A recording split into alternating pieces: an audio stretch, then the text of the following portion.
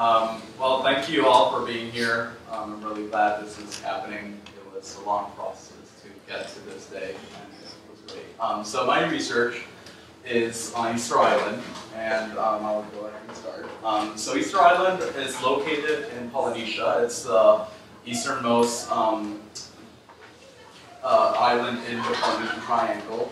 But I would like to emphasize that politically it is part of Chile.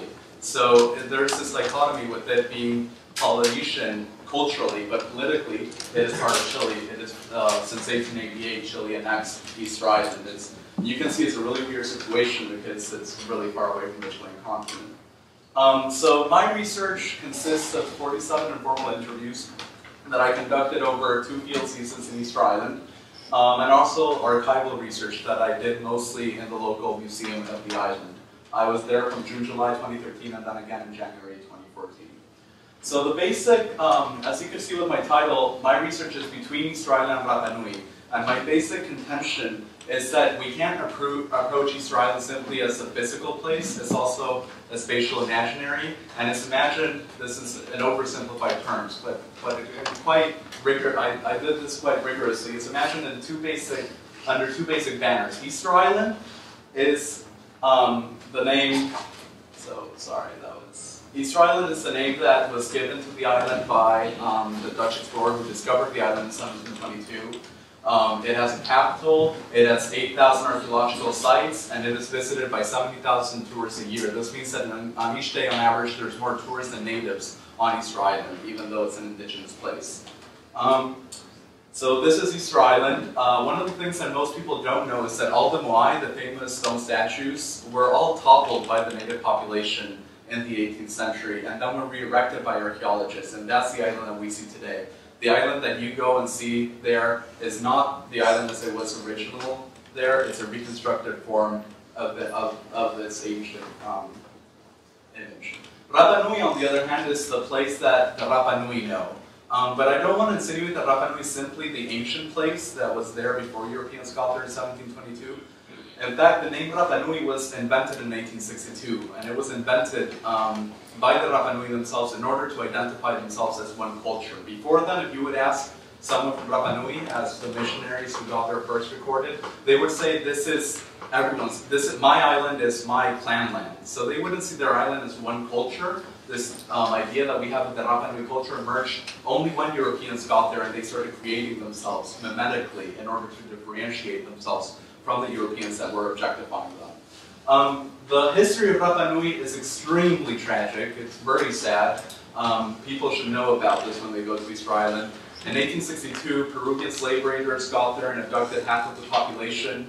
By 1877, there was only 111 people left on the island. All the other Rapanui had emigrated from the island because of how horrible the whole process of depopulation was. Only 15 of the 2,500 or so abductees that were abducted by the slave raiders came back to the island, and they brought with them epidemics. So they even deteriorated the island more. It was kind of a snowball process. But Rapanui it's a beautiful place. It has a tragic history, but it's a beautiful place. So this is a map I made with all the names that not a normal Rapanui person, a very knowledgeable elder could tell me of the island. So you can see how incredibly knowledgeable they are about their place. It's not a place that only has 8,000 archaeological sites. Every single zone for them is an archaeological site. And also I wanted to point out that for the Rapanui, each of these places represents a different person, a dividual person, a spirit as we would call it, even though I reject that kind of language.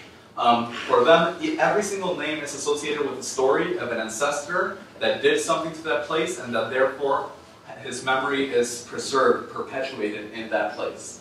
So my research question is, what was the life world? And this is a phenomenological concept that don't have much time to go into. But what was the life world that was broken in the 1860s with the slave raids? How did this life world become uncanny, that is unfamiliar, yet familiar, for the Rapanui in the 20th century, and how are they reclaiming their place starting today? So these are all the concepts I use. I don't have time to go over all of them, but I'll cover them as we go. One of the things I'd like to point out, so the Rapanui were, as I said, they were reduced to 111 people in 1877, and then in 1888, the Chilean government took over the island and locked them in Hangaroa, which is the current town. And I'm not exaggerating. A 3-meter wall was built, and they were put inside. They were told that it was for the animals, but in fact it was for them. And they were locked in this little tiny town within their small island for 69 years. They weren't allowed to leave their place, and they weren't able to practice their landscape rituals. So the first part of my analysis was to try to get at a conception of the life world that existed before Easter Island was erupted by Europeans in 1862. And what I arrived was all these different categories of person. Of course, I don't have time now to go over each of them, but you can see how intricate the notion of the person is in Rapanui. So they have the notion of puhane, which is something like our soul, but it's very different. They also have the notion of protective spirits. So each of your ancestors stays in your clan land and then may attack anyone who's not from your clan land coming into that land. They also have spirits of nature, and this is the most beautiful category of the person, I think, because for them, even a rainbow is a person. So I would be going around the island with my informants, and they would see a rainbow, and for them they would interact with it in a completely different way than I would have.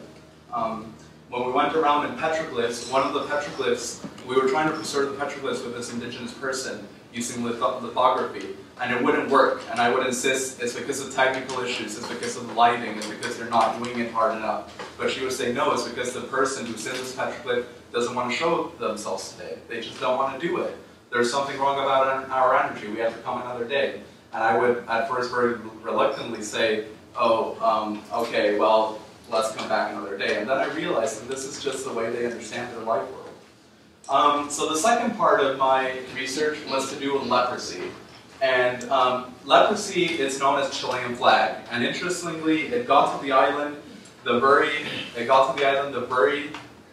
year that Chile colonized the island, and then it was eradicated from the island when the Rapanui finally got their rights. And leprosy for them basically signifies what Chile did to them. It allowed them to portray them as lepers, and therefore to justify their enclosure in the town, and therefore it was the way that Chilean government individualized them, took them away from their landscape, and gave them each a name. All of these civil registries, all these medical histories, were all done in the context of leprosy, and it is through leprosy that they became individualized persons.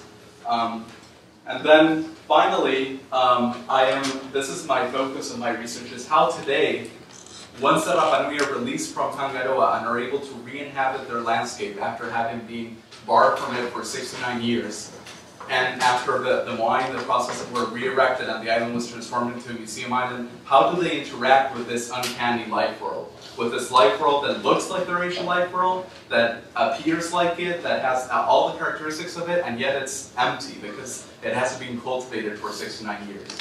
And I'm sorry I don't have time to go over all of this, but basically what I saw is that they reduce all of the categories of the person into one, the varua, and they start re-signifying this category of the person. They see them more as ghosts. They are attacked by the varua at night, something that wouldn't happen in the ancient times. And so it's really interesting how the spirits themselves changed. They themselves modernized. They change their appearance. They go to the discotheque. They get drunk. They have sex with you at night. They're spirits, but they're also persons. They're very real.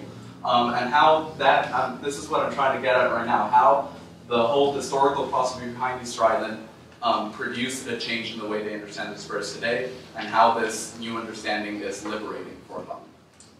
So I'm going to return to Easter Island for a year now, and I'm going to do a project with an artist. These are just images of his art. This is the image I wanted to finish with, how in 1722, which is this artist's portrayal of what happened when the Easter Islanders were just discovered by the Europeans, and in 2011, there are parallels. There's still oppression. There's still things to be done there. I'll be there for the next year. I'll create a ritual space where they can start interacting with their landscape again, recovering the sacredness of the landscape, and hopefully finally being able to re-inhabit their place at a truly deep level. Thank you.